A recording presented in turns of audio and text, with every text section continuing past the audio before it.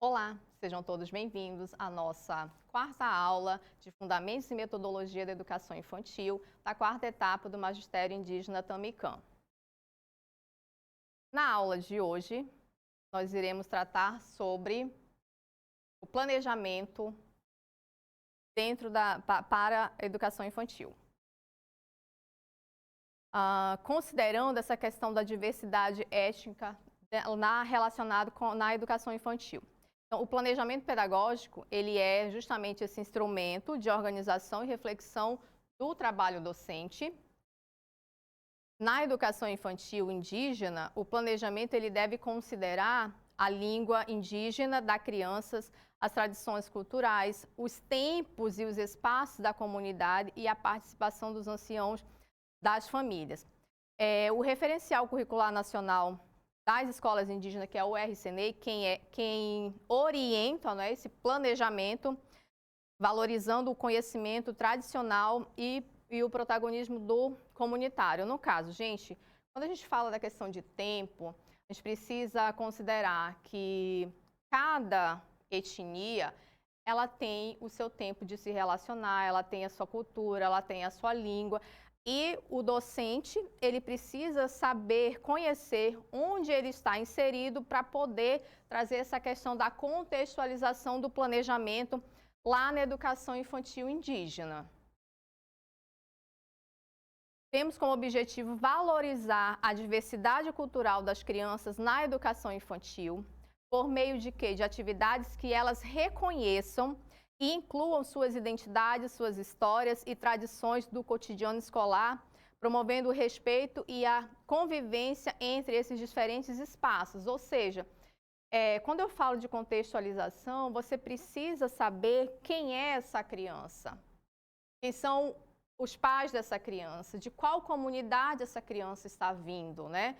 Para que você faça esse planejamento contemplando grande parte, se não a maioria dos seus alunos, que você está inserido naquela mini sociedade que você está tendo esse contato. O planejamento contextualizado na educação infantil, ele visa atividades que não podem ser desvinculadas, gente, do contexto sociocultural dessa criança.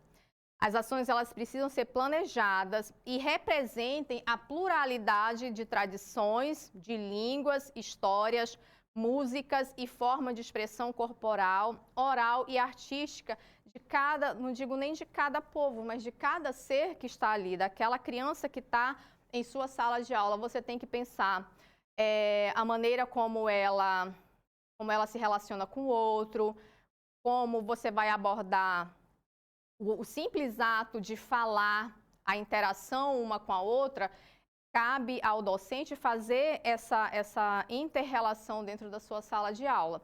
E é por isso que é importantíssimo que você considere essa questão do contexto sociocultural que essa criança está inserida, tá? A interculturalidade no currículo da educação infantil. Tanto o currículo quanto o planejamento, eles devem promover parte da formação da criança. Por que eu digo tanto o currículo quanto o planejamento? Porque o currículo, ele vem de uma forma muito colonial e você aqui, quando você vai fazer o seu plano de aula na sua escola, você tem essa possibilidade de trabalhar justamente o que é contemplado pelas normativas da educação infantil, agregando sempre aos 5 campos de experiência, né? Então, assim, ele não tem uns objetos de conhecimento, não há uma temática, mas todo o seu planejamento vai ser voltado para aqueles 5 campos de experiência, fazendo essa questão da interação, de promover essa interação da criança com as demais dentro do seu planejamento.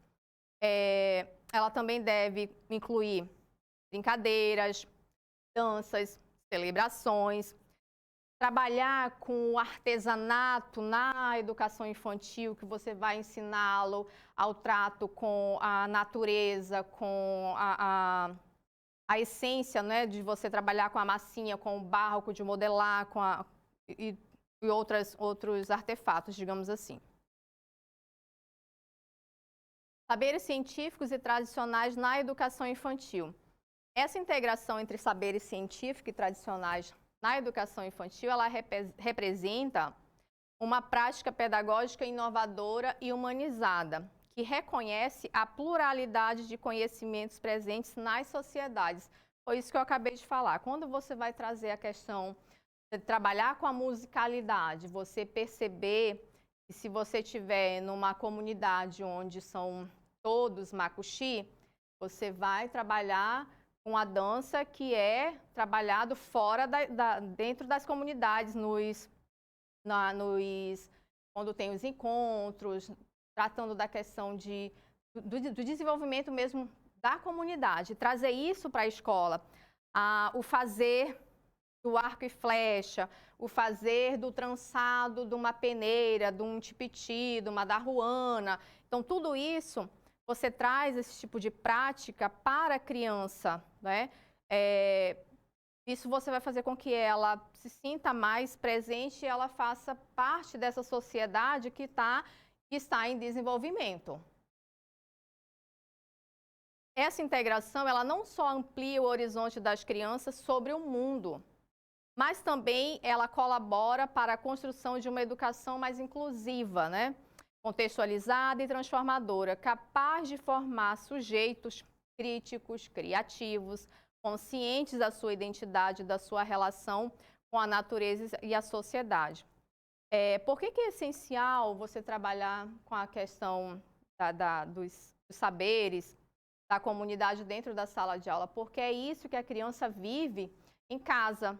A criança, ela participa das atividades sociais em casa, na comunidade dela. Então, você traz isso, ela vai se sentir mais acolhida naquele espaço que para ela até então, gente, é novo. É normal a criança chorar, não querer ficar naquele ambiente, porque tudo para ela é novo. Você está vindo de um lugar que você não foi preparada para aquilo. Não há esse preparamento da família, vou preparar a criança para ir para a escola. Não, simplesmente chega um belo dia, a criança tem que ir para a aula e só vai.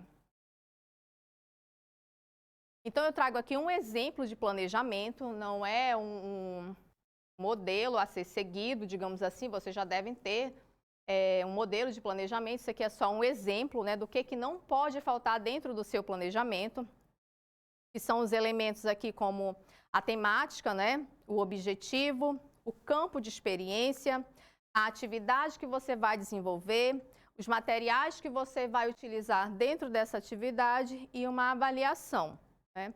Então, tudo isso aqui você elabora o seu planejamento e vai destrinchando conforme você vai atingindo seus objetivos. Gente, outro fator, na educação infantil, a avaliação, ela acontece em forma de portfólio. Geralmente, você pega um caderno e todos os dias você escolhe 2, 3 alunos para você fazer esse acompanhamento do aprendizado que que aconteceu no dia e avalie lá se o João conseguiu adquirir a habilidade de manusear um lápis de cor. Então, isso aqui é gradativo, não há uma nota na educação infantil, é um processo de construção de aprendizagem que está acontecendo naquele momento. Então, é gradativo, você não vai dizer que o fulano chegou sem ler, vai sair. Então, por isso que é importante você anotar esse processo de desenvolvimento que a criança está cursando. E no final do ano, você pega esse portfólio e não precisa chegar no final do ano, perdão. Você pode, a cada encontro de pais e mestres, você pode estar falando com os pais para manusear, para eles terem mais uma amplitude do que está sendo feito, do que está sendo trabalhado com a criança dele na escola, tá?